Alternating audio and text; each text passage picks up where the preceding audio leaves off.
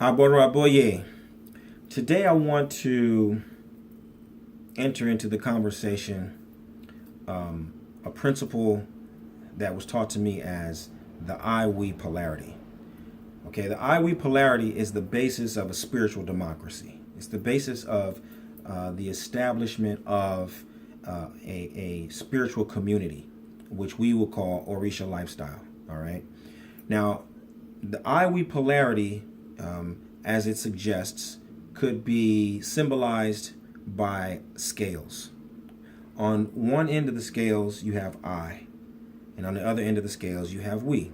And let's just suppose that each of them weighs 100, right? Like a dollar and 100 pennies, right? So the I is the most important thing to the individual, and the we is the most important thing to the collective. But as the proverb tells you, I am because we are. So you can't have one without the other. You have the two of them have to be present at a somewhat equal level in order to create balance.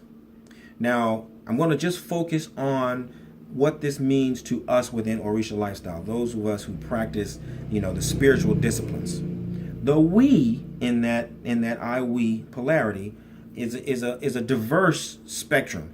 You got, of course, diviners and ritual specialists and people who do ceremonies, but then you've got bone setters and herbalists, and you've got water gazers and people who go into trance and people who interpret dreams, and on and on and on. There's this really broad spectrum of service providers within the Yoruba tradition, right?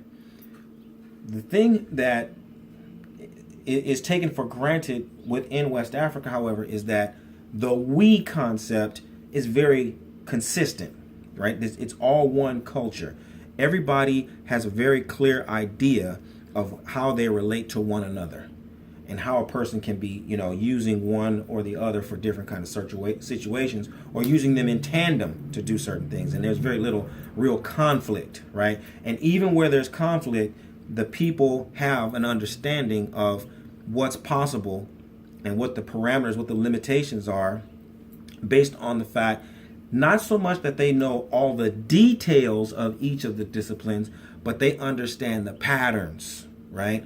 They know that there are certain kinds of patterns that give a logic to that system, and it becomes familiar to them based on that logic, okay? So the we concept within Orisa lifestyle is very clear as it plays out in West Africa.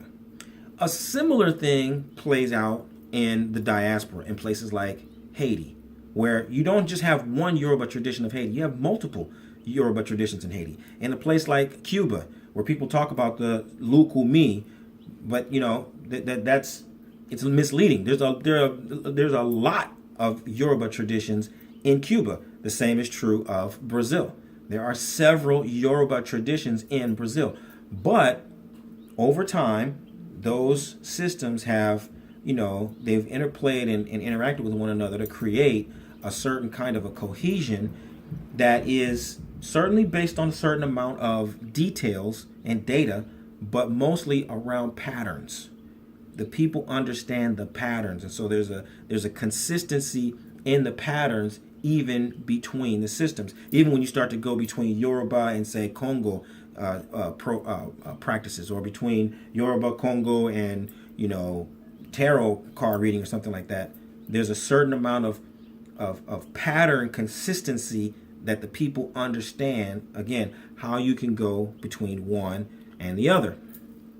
Now, once you get into the United States, the whole thing is put into a different space, okay? Because you've got a variety of Nigerian or West African systems, and a variety of Haitian systems, and a variety of Cuban systems, and a variety of Brazilian systems, and a variety of Trinidadian systems.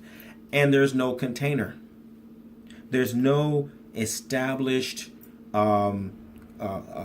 cohesion that frames up and organizes all of these different systems. So the value systems and the goals and the desired outcomes of all those systems it never converges into one the way it does in each of the home countries. Okay, everybody has a certain national and a certain civilization and historical background that sends them into a certain direction, or you can predict with a high level of certainty where people are going with their practice. All right, that isn't necessarily the case once you come into a place like New York or San Francisco or Atlanta. It's difficult. Even if people are saying the same thing, they're not necessarily talking about the same thing. And I mean, we've seen it. It quickly degenerates into a lot of pseudo conflicts, and people seems like they're talking about the same thing, but more than anything else, people are just frustrated, and it never really seems to go anywhere.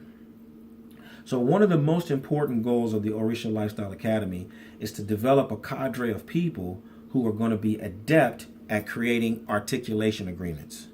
Articulation agreements are those bridges. It's the connective tissue that allows a person to be able to not know everything about every system. You're not going to know everything about every system.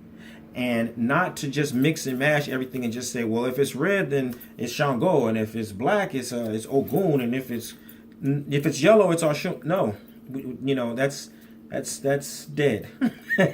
We're not going to do. We need to be able to understand the patterns well enough to ask certain kinds of questions and make certain kinds of real connections to say where there are logical points of contact between different systems, and then guide people and coach people through the process of choosing a system that really is conducive to what you need in the direction that you're really going in your life.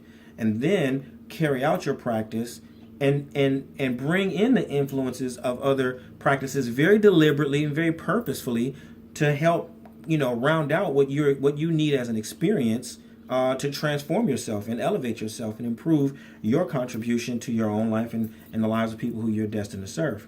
So that is our greatest offering to this generation. And we invite you, if you come from the Brazilian tradition, if you come from the Haitian tradition, if you're from the Cuban tradition, the West African tradition, if you are a person who is a devout Christian or a Muslim or a Buddhist, or you practice yoga or nutrition or Ayurvedic medicine, but you are interested in understanding the ways in which you can practice your discipline within an African framework, within a Yoruba framework, and the ways in which you can use your gifts, your talents, your training and expertise within the framework of Orisa Lifestyle, you absolutely positively must enroll in the Personal Priesthood Certification today. Check it out at orisalifestyle.com, and if you have any questions, I will be there to answer accordingly. Aboro aboye, aboshishe.